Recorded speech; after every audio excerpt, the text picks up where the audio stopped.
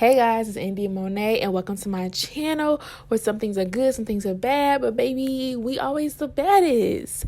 If you're new here, welcome to the posse. All you gotta do is subscribe to be a part of it. Check in, subscribe. It's free. Go ahead and do it. If you're a returning posse member, hey, how you doing? Today we about to get into my review of the Real House of Atlanta Season 13, Episode 1, I believe. Let's get straight into it. If you're new to my channel, I did Insecure reviews and it did really well. And I am a stan for Real Housewives of Atlanta. So I was like, I have to do this. So let's just get into it. Okay, so first off, let's just talk about how Nene is gone. Comment down below. Are you happy? Are you mad? Are you sad? Do you miss Nene? Personally, I didn't miss Nene, but I'm gonna get into what I thought about the cast overall.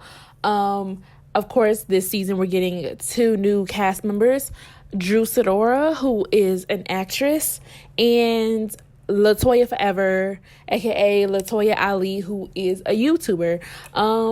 Originally, when I seen the 2 new cast members, I was not excited. But we'll see how this season plays out with 2 new people. Eva's gone and Nene's gone. So basically, the episode started off just talking about the pandemic and Black Lives Matter and how the world has changed so much this year in 2020. We can definitely expect for the season to look completely different. Honestly, I hated the way it started. I just hate the fact that we see this everywhere, but I do appreciate it because it is what's going on. It is, current. So it couldn't have been avoided. So that's just that on that. So the opening scene is where they're at Cynthia's picnic in her front yard, I think. And so Marlo's there and Candy's there. And Candy makes this comment about getting a COVID test from the throat. She said it's better than doing the nose thing. And she goes and says that Ty said she's probably more comfortable with that because, she got a deep throat, I guess. And I was just like, that's a lot. That's a lot. I was just like, okay, every time Candy says something sexual, I'm like, this just adds on to the dungeon thing. And I'm just like, oh my gosh, I love Candy. So just to see her being like, when there's always those scenes of her being super freaky, I'm always like, oh my God, it's just so awkward, but I love Candy. Marlo and her extraness, of course that was gonna come, but hey, I respect it. She had her face shield on. She was checking temperatures, and hey, I respect it. She said let's keep 6 feet. She had a measuring tape. I was not surprised by Marlo because of course she's just extra. And then they start talking about their boobs, and I honestly, I got big titties. And I just love talking about boobs because I just be like, yes. And so Marlo was just talking about, let me see your nipples. Let me see your nipples. I feel like I'm that friend because I just love my friends and I love titties. So I was just laughing because she was they were talking about their nipples and I'm like, why did Cynthia have that outfit on? Hey girl, do you? In this scene, Marlo had called Portia Luther King, and I thought that was hilarious. I was like, oh my gosh, that is something that needs to continue because that is funny. I had never heard that. In the next scene, we see Kenya talking about getting a divorce with Mark and the custody battle, which I remember last season, this was a big thing and people were saying they didn't feel bad for Kenya or they did. And watching Kenya still go through this, it's just really disheartening because you can see how bad, she wanted to be married and be a wife to Mark. And, basically they're definitely probably just about to get a divorce. And the lawyer, I really appreciated the lawyer in this scene. He was just speaking real to her. He was just like, don't beat yourself down over this man. It's hard for Black women and especially successful Black women. And he was like, you got to get your fight back. And I was just like, thank you so much. Because I'm not going to say I'm tired of seeing Kenya cry about Mark because relationships are hard. Things are hard. You can't tell people how to feel. But it's just dang, girl, come on. This man has showed you over and over that he literally does not want to be with you. And we go on to Portia, and Portia Luther King is out there fighting the power for Black Lives Matter. And her confessional scene, I'm like, oh my God, Portia is so pretty. I love the ponytail with the glitter. It was just so beautiful to me. But I just love Portia and her fight and that she's continuing on her family's legacy. And I also like the vlog aspect of the show, how they Portia was used clips from her own videos and bringing it in. It just made it feel more personable from a producer standpoint, because I do work in production. So I was just like, wow, I love seeing things like this. So after we see Portia, Luther King fighting the power, we go over to Kandi and Todd's house, where Kandi and Todd is giving Riley advice about her biological daddy and how, he owes Kandi all this child support money, and Riley's about to go to college.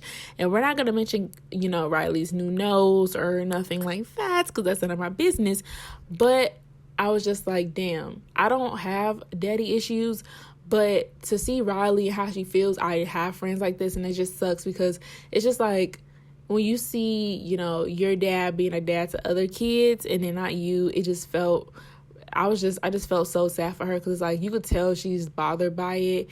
But I really liked Todd's advice, because, Todd went through something similar, and he was just like, he has to want to try. And that's what you have to wait on, pretty much. And if it doesn't happen, it's not up to you, really. It's really up to him. And I thought that was some really good advice, since, Todd had been through this and he has gone through it.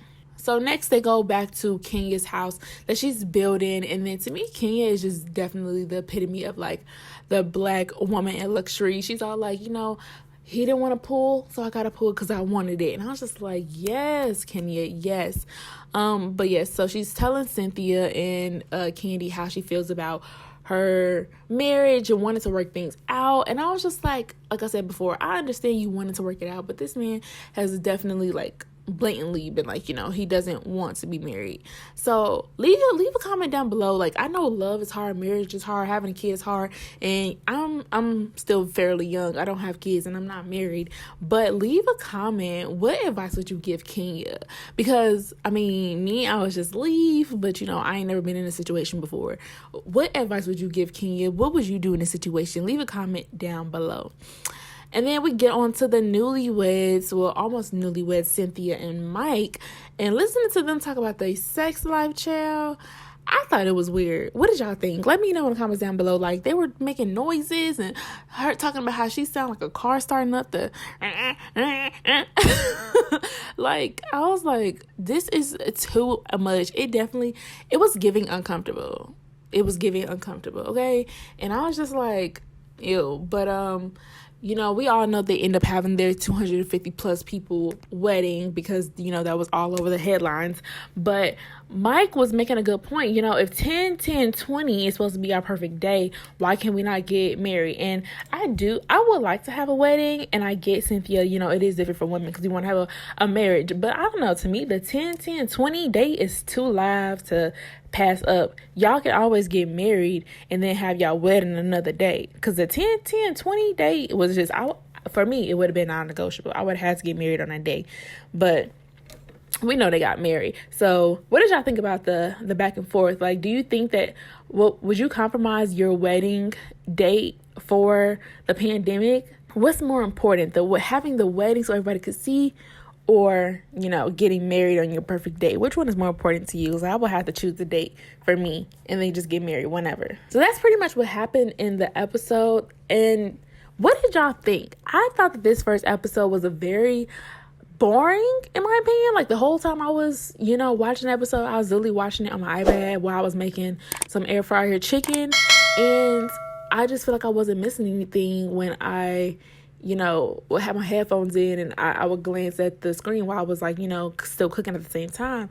It was giving much very boring. And even the trailer to the episode, to the, for the season, I was just like, okay, the only interesting thing looks like the stripper party. I don't want to say Nene makes the show, because Nene definitely was not one of my favorites of the show, but this season is definitely not giving excitement, and it may be due to, coronavirus or quarantine, they're not being able to travel, and it's not giving the normal, luxury Real Housewives of Atlanta experience. But how do you think this season is going to play out? Let me know down in the comments. What was your favorite part of this episode? How do you think this season 13 is going to play out? I'm really interested to see what you guys think, and I can't wait to keep watching this season along with you guys. Make sure you guys subscribe, give this video a thumbs up, and leave some comments down below. Follow me on social media, and I'm going to see y'all in the next video. Posse out.